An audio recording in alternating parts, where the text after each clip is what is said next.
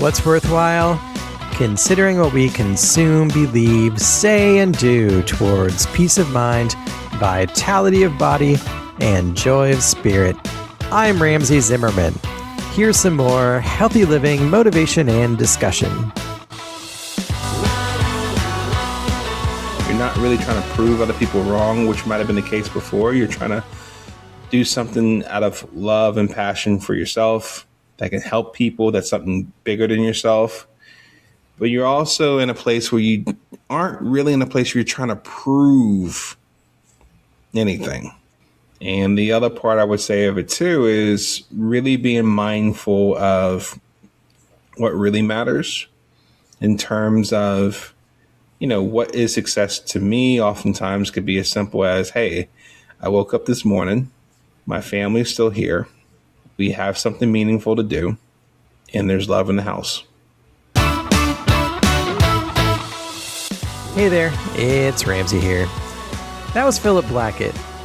Philip sees a lot of things differently now that he's over 40, where he used to feel like he had boundless energy and everything to prove. Now, he understands that rest and recovery are essential and that there are more important things in life than those we constantly chase after. These days, he works with folks in midlife to live their purpose, reclaim their energy, and rebuild their health. Philip's belief and message is this: midlife is worth living, and worth living well. I found him to be genuine, calming, and inspiring. Let's see what you think. Hey, Philip, how are you doing today? Good, Ramsey. How are you? I am doing great. Thanks for coming in today. I appreciate it. I'm looking forward to talking to you. You're the founder of lifeafter40.com. And I understand you turned 40 on Thanksgiving Day a couple of years ago, and you realized some things. What was that all about? Well, I think for me, so I turned 40 Thanksgiving in 2024. And it was great for a number of reasons, where it's like we as in my family, we recently relocated at that time, probably about 6 or so months ago, from Boston down to Orlando to be closer to family. So this was the first Thanksgiving we were having in the neighborhood, because some of our family is literally 2 houses down. And so basically we were around the dinner table, a lot to be grateful for. Obviously we relocated. I got my wife, my twin daughters, changing a new assignment for me work-wise and that sort. So a lot of things on the outside that I would say are much to be grateful for. But when you dig a little deeper on the inside, there were a lot of things that weren't so apparent to the outside eye. One of which was I was pretty burned out because I had ran a business before during COVID for the past 4 years, which was very much all-consuming would probably be a close word to characterize it for me personally. And so it took a lot out of me during that whole timeline. During that whole process as well, I wasn't in the best of health. So I was overweight. I was part of the 300 club, but not the 300 club you probably want to be a part of. And I just had a lot less energy than before. And I didn't really want to do much. Yes, I'm a relatively young father, but I didn't have much energy to want to play with my kids, spend time with my wife. It's just kind of like once work was done, I really wanted to just kind of plop down on the couch and drink a cold one being Dr. Pepper for me, and then just call it a day. So I think a lot of it was, sometimes certain moments come up where you start to use as reflection. And of course, 40 was like the milestone. It's like the culturally accepted time where you say, hey, if you're going to have a midlife crisis, this is the perfect time for you to have one. And so for me, I think it was more internal, where you just had these thoughts of like, okay, where has life come up to this point? Am I happy with it? And if not, what do you want to do with it? Because God willing, there may be a lot more life left over, and you don't want to just kind of like check it in and go through the motions for the rest of your life, even though some people do that. And so I think that just really started me on a journey to figure out, okay, where is my purpose at this point in this chapter? What's the meaning? And let that kind of lead me to where things go from there. Yeah. Yeah. So what was your life like up until that point, leading up to age 40? Like, what were you doing professionally? What were, your interests? What was life like for you before that time? Yeah, so that's definitely quite a challenge to answer that question within like a minute. So. I know, I hear you. Like, you don't need to go through like the whole birth origin story, but like back in November 28, 1984 at 12:07 a.m.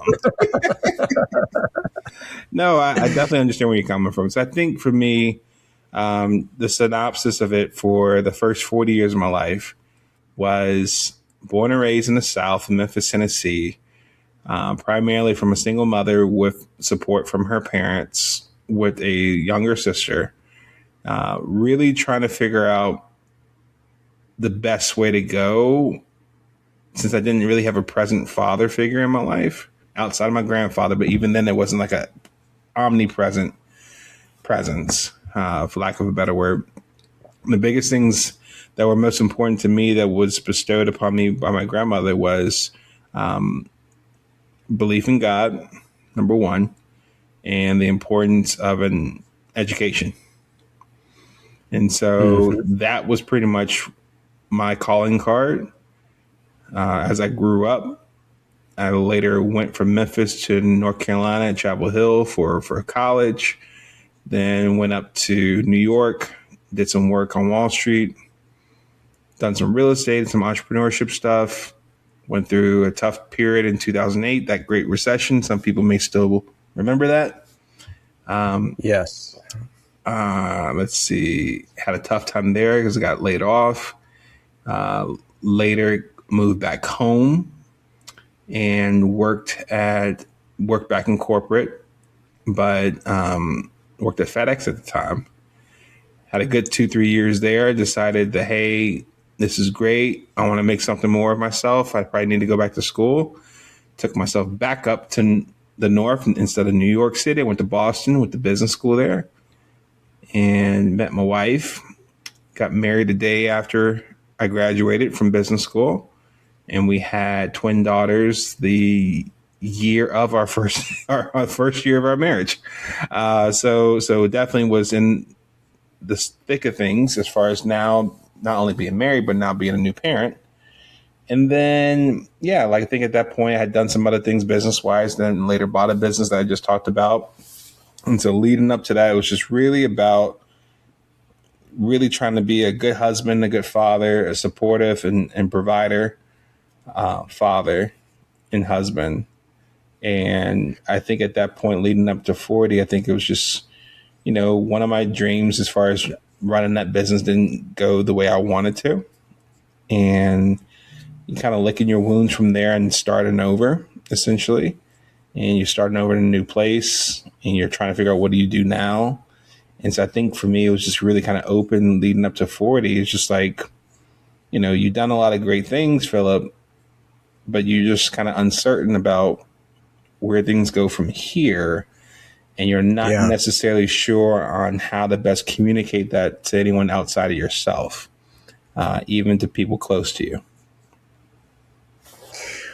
Well, it sounds to me like you have had a lot of different experiences. You had a really solid foundation. You've had ups and downs in your life. You've accomplished a lot of things, and you've had a fair number of setbacks and disappointments. And it sounds like you have,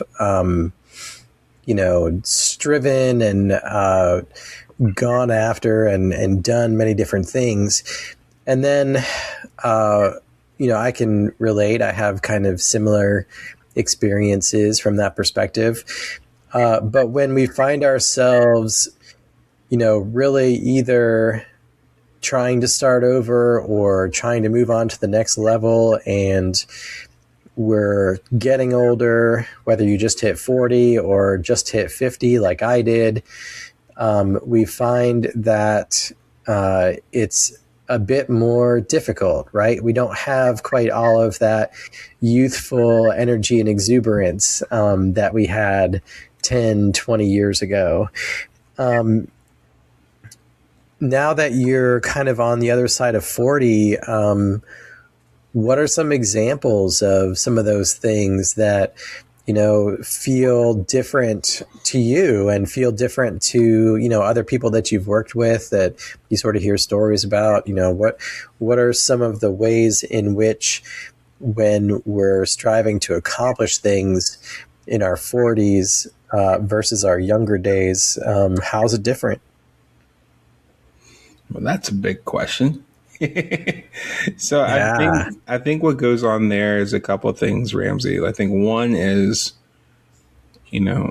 what is your relationship with achievement at this point? Because I think for me, growing up, it was all about being the best in what I was doing. Anything I did, I wanted to be the absolute best. I wanted to be a parent that I was the best at what I was doing. Whether it was to make me feel good or to make my family proud of me, or whatever rewards came down that line. Whether it's like getting to a certain school or getting a certain job, having a certain relationship, that sort of thing. I think now what's different is, I'm pretty much done with school, with exception to what I'm doing right now with regards to nutrition and wellness coaching on my end. But that's not necessarily me trying to be the best. I have a good sense of what I want to do career-wise now. And I want to be the best at that, but it's not so much in this kind of like obsessive, like, hustle behind around the clock sort of mode. And I have my family, my wife and my kids. That's my world as far as in our household. That's what means the most to me. So it's almost like in a sense of you're striving for really being the best version of yourself. More so because it's what feels right for you. You're not really trying to prove other people wrong, which might have been the case before. You're trying to do something out of love and passion for yourself that can help people. That's something bigger than yourself. But you're also in a place where you aren't really in a place where you're trying to prove anything. I think for me, it was just one that's just trying to get to a point where it's just like the notion of trying to prove something, that was different and in a good way. And the other part I would say of it too is really being mindful of what really matters in terms of, what is success to me oftentimes could be as simple as, hey, I woke up this morning, my family's still here, we have something meaningful to do, and there's love in the house. Yeah. And that's a great foundation to start the morning with. That can also give perspective when things don't pan out your way work-wise. And so I think that's really helpful where you're thinking about that. And then also just looking at things from a marathon perspective. I've reached 40. And as you said, I'm past 40 now. But now you're looking at it in a sense of just like, where do you want to go with this? And for me, the big, hairy, audacious goal for me is that I want to make it to my 50th wedding anniversary with my wife, which would bring me up to 81 years old. So that's 40 years from now, which is significant for two reasons. One, it's not about getting to that point of 50th wedding anniversary to, celebrate at church or, blow out the candles with whatever teeth I have left at that time with my wife. But it's more so in terms of what leads up to it. Meaning, you know, everything that you experience as like the journey to 50 years married, the birthdays, the summer vacations, the holidays, the Christmases, the high school graduations for the kids, hopefully college, maybe walking one, if not both daughters down the aisle as far as getting married, becoming a grandfather, and everything in between. Like that collection of memories and experiences leading up to that date, that's what this is about. And you look in reflection where, 50th wedding anniversary at 81, I'm around the table with my loved ones, wife, kids, grandkids, and I'm hopefully having a much better reflection that day on where life is compared to where things were when I was 40 during Thanksgiving 2024. And so the second thing that comes out of that as far as of significance is, okay, if that's your goal, Philip, which is a different goal than it would have been if I was 20, how do you want to best prepare yourself to sustain yourself to make it that long over the next 40 years, both for you and your wife and your family? And that's where it became more of, that is the goal. That is the challenge, especially given the fact that both my grandparents never made it to 80 years old. My parents are not 80 years old yet. They may make it there. They may not. I don't know.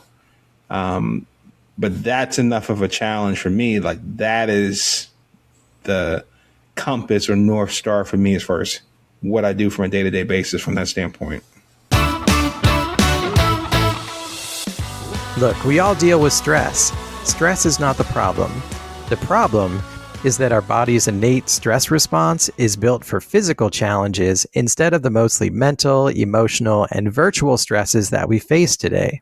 In my book, Stress Response, you'll learn to manage your response to stress in order to reduce anxiety, avoid burnout, and find calm and steady focus. The ebook is available on Amazon and only 99 cents for a limited time. After you download, please don't forget to leave an honest review and rating so that others will find it too. I've heard you say in the past that midlife is worth living and worth living well. Do you think that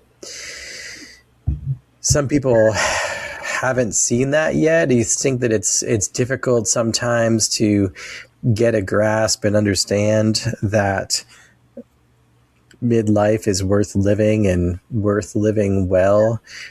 And for folks who are having sort of some trouble seeing that because of, a variety of issues, what do you share with them, or what do you say to them? Well, I think about it, why Thanksgiving 2024 in one lens could be a not so good day. In another lens, that could very well be the origin story of what I do next, in which I would be thankful and grateful that it actually did happen, which in order for that to happen, everything that preceded it had to happen as well. The good and the bad times, right? Because for me, the whole saying of midlife is worth living and worth living well, that was something I had to come to grips with myself, because things were so dire for me at that point, Ramsey, where it's just like, sometimes you could be a prisoner of your own thoughts. Yeah. A lot of those thoughts for a lot of people, including myself, were not bright sunshine and rainbow type of thoughts. Sometimes they were dreary, dark, I don't feel comfortable sharing with people type of thoughts. And so I think that someone told me, like, when you live long enough, everyone's going to have their share of good times and bad times, right? Nobody comes out of this flawless, everything working out fine. You're going to have some ups and some downs. And you're going to have some moments that really just kind of knock you at your core and has you reevaluating, okay, where am I on this? what makes sense for me to keep going on this? What is my purpose? What is my meaning? And if you have a tough time answering that question, then, that's a really tough place to be, especially if you're by yourself. And so, it's two parts where it's like finding purpose that in a stage of life, midlife, which I typically look at like 35 to 55 years old. Now, obviously that can go beyond 55, but in particular, I pay attention to that age range, Ramsey, because what I've found, and obviously I'm an example of this is the time where a number of things can happen at the same time for you. You have increased work responsibilities. You have higher expectations as far as performance. You're probably raising kids, so life is no longer just about yourself. That also comes in apparent if you're married too. You also probably are caring for, or at least cognizant of the fact that you have aging parents at some point, either now or in the future, nearby. Concern about how you care for them in their elder age comes as a priority or something to think about. And then you also think about technology, AI, and all this other stuff that comes around too. Like, what I'm trying to say is there's so many things that are often happening for people in this age range, and that they are oftentimes in survival mode, trying to manage it all the best way they can, day by day, and oftentimes struggling silently, not in a place where they feel comfortable sharing with those around them what's really going on. Yeah. That can later have them in a place that it could just quickly devolve into a really dark place, where they actually have moments where they actually have that question pop up once or twice in the back of their head. Is like, is this all there is? Is it worth me doing this yet another day? Do I have a future bright enough to feel optimistic to keep going at this? And so I think that's where, for me, I experienced something similar. But then once I kind of took the time to really ground myself that midlife is worth living, and recognizing it's not just for me, but also for the people that I've been blessed with to have in my life, and the opportunity that not everyone gets to have to do life with those you love, then the question becomes, okay, how do you want to live it? Do you want to just live it just the way it has been done before? Or do you want to go about things in a way where you actually can live well? Be the best version of yourself. Try to take better care of yourself, your body, your mind, your spirit. And just look at it from that standpoint. It's just like, hey, like every day I'm blessed to be still around. I want to make this where I can be the best I could be, not just for myself, but for the people I love.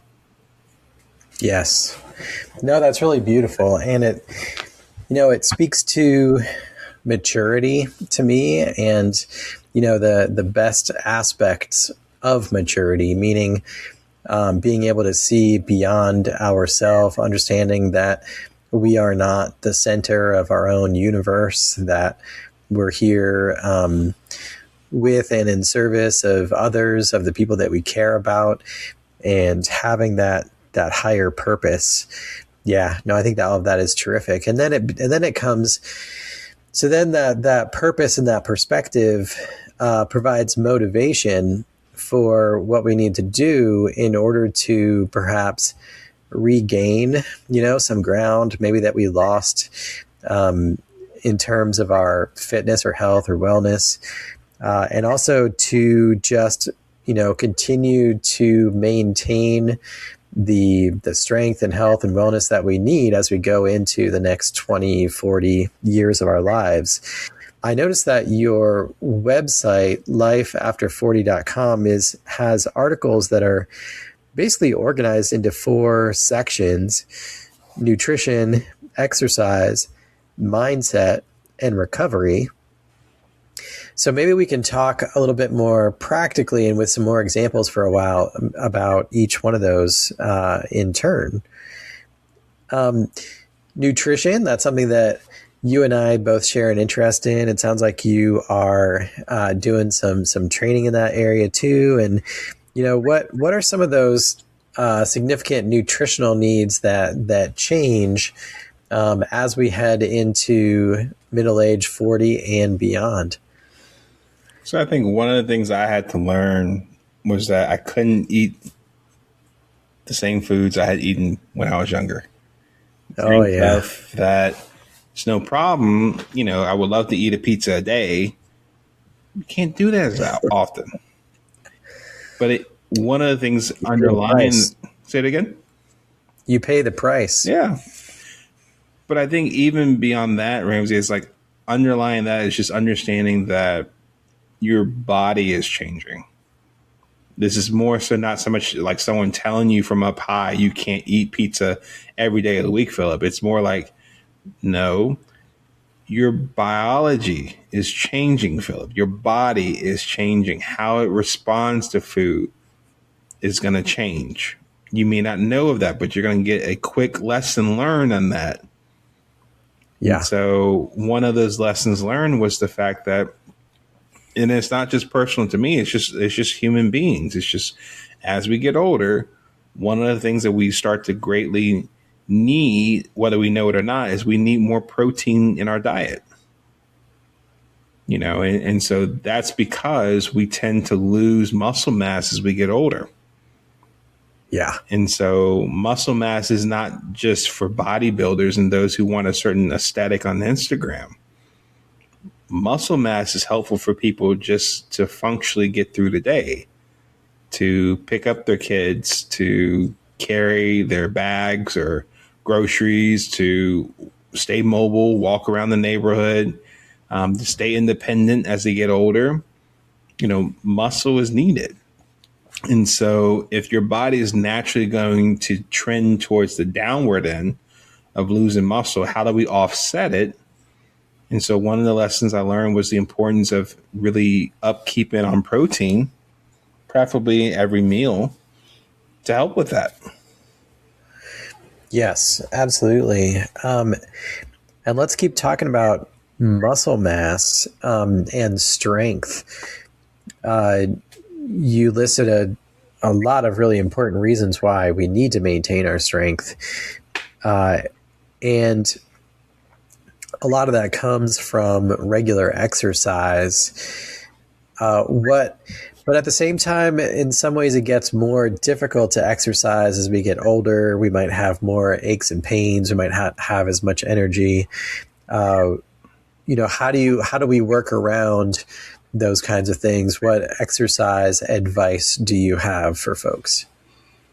So I think the biggest thing is really take inventory of where your body is at this point. Everybody is different, and I tend to be more of a muscular guy just by nature.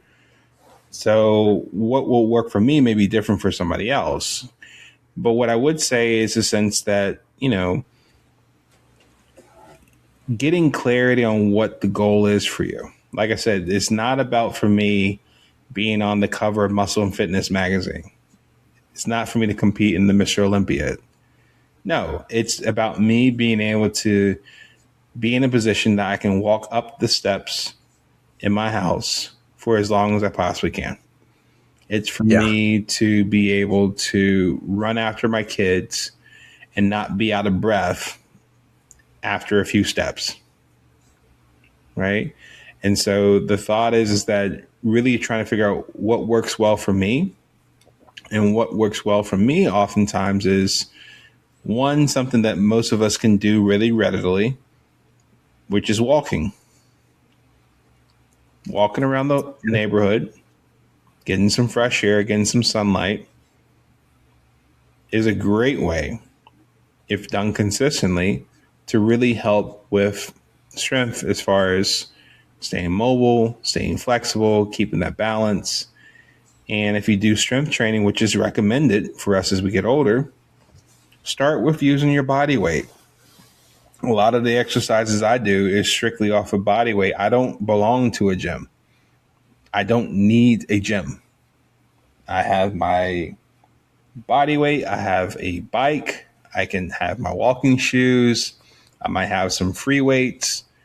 But as long as I know what to do with all that, I have what I need at home. I just have to make sure I'm consistent in doing it. Yeah.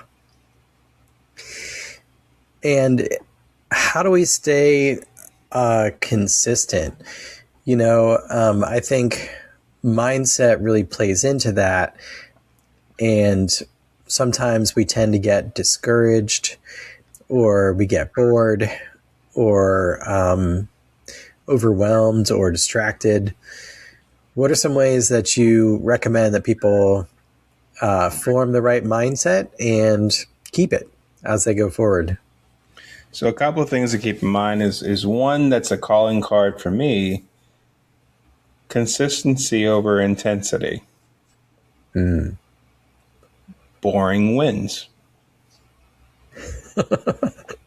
Because how our culture is, oftentimes we are very much looking for the next shiny thing. People are trying to grab your attention however which way possible to get yourself off of what you were focused on before to focus on what they have to offer. And so oftentimes being able to stick with a routine, even if it's boring, it's that consistency that's what matters. And so I think that when it comes to mindset, once again, getting clarity on what's important for you and being able to say to yourself, like, okay, what does it take for me to be able to get to where I'm trying to go?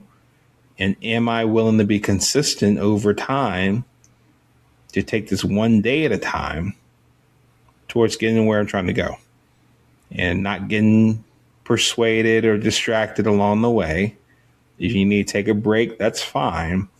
But really getting that understanding that what I'm doing is for something that's worthwhile for me. And it's worth me putting in the effort consistently to do what it takes to get there. Yeah, absolutely. And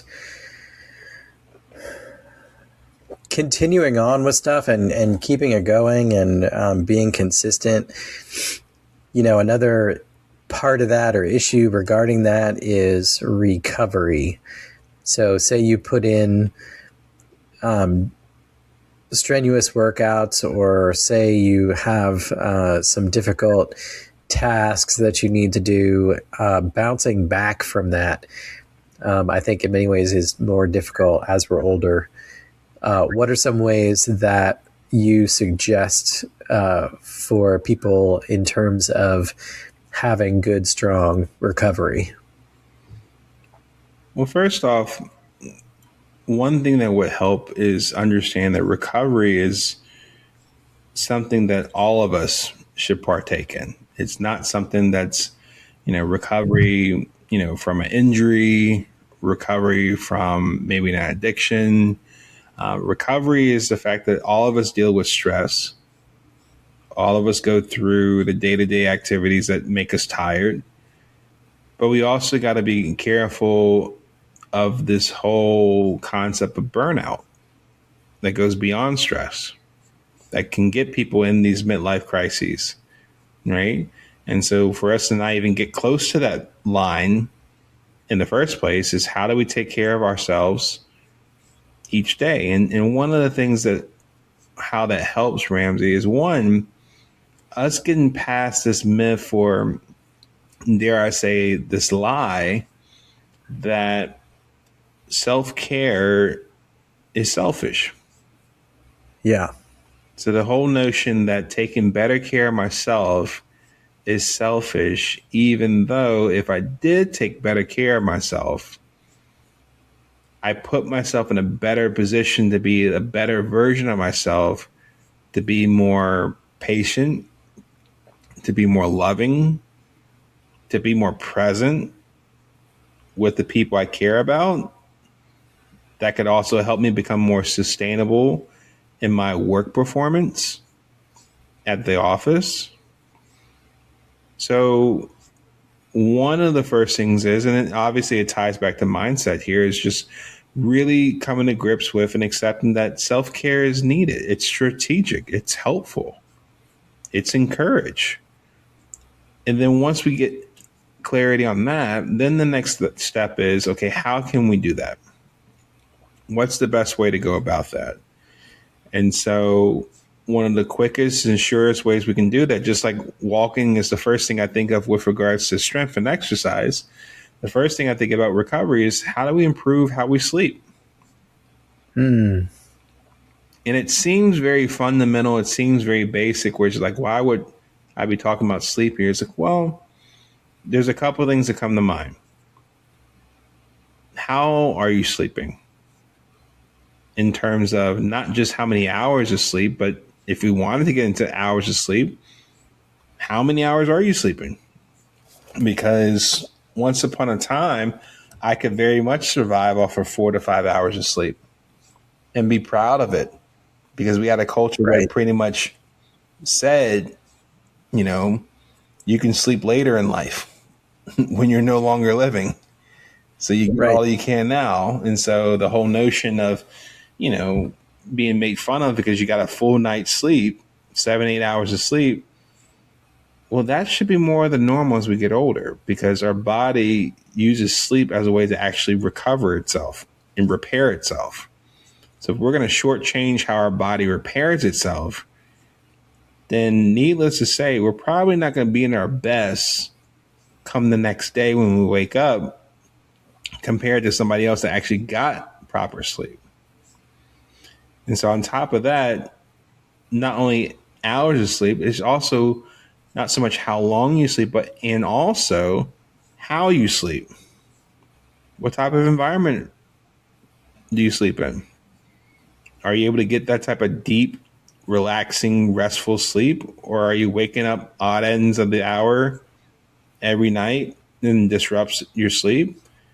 You know, what is your sleep environment like? There's a number of things that people can do to optimize or improve their sleep environment so they can get better sleep, whether it's making sure that the room is the right temperature, cool preferably. Make sure it's dark.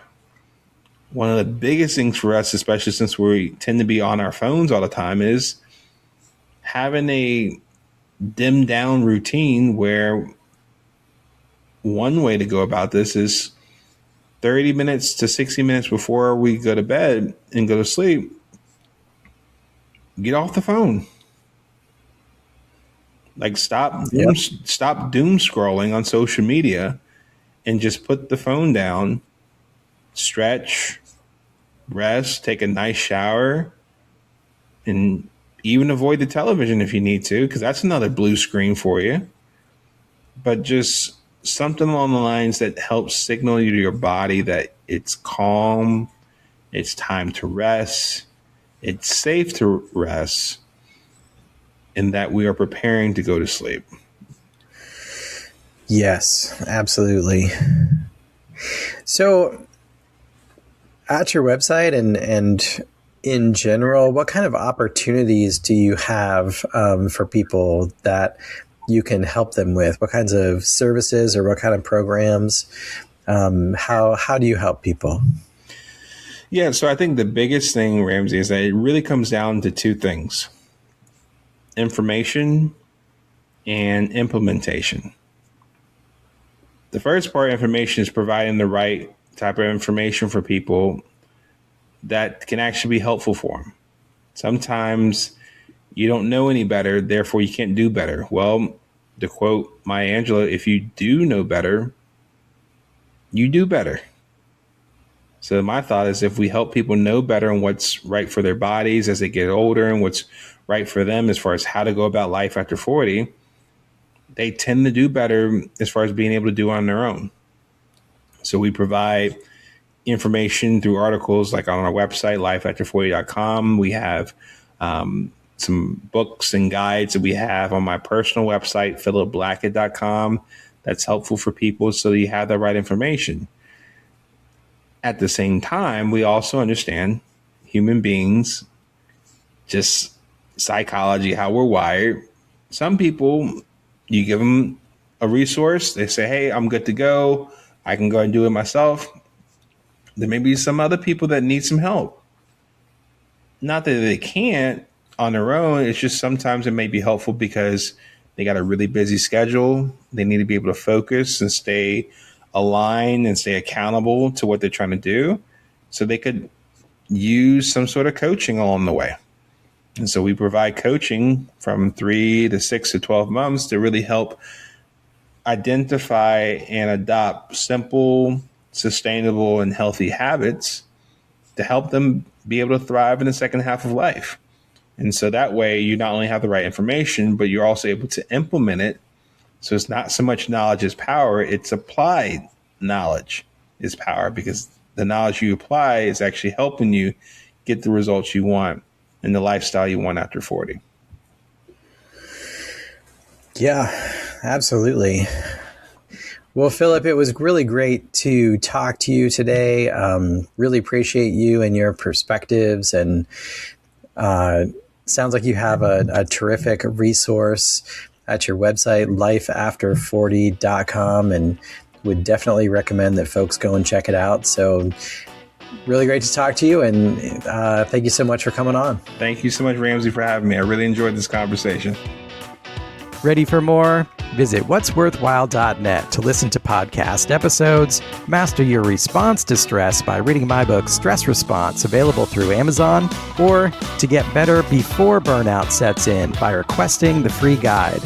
Regardless of where you are in your journey, I'd love to hear from you and talk about how we might move forward together. Please contact me, Ramsey Zimmerman, through the website or on social media like Instagram, Facebook, LinkedIn, or X. Thanks.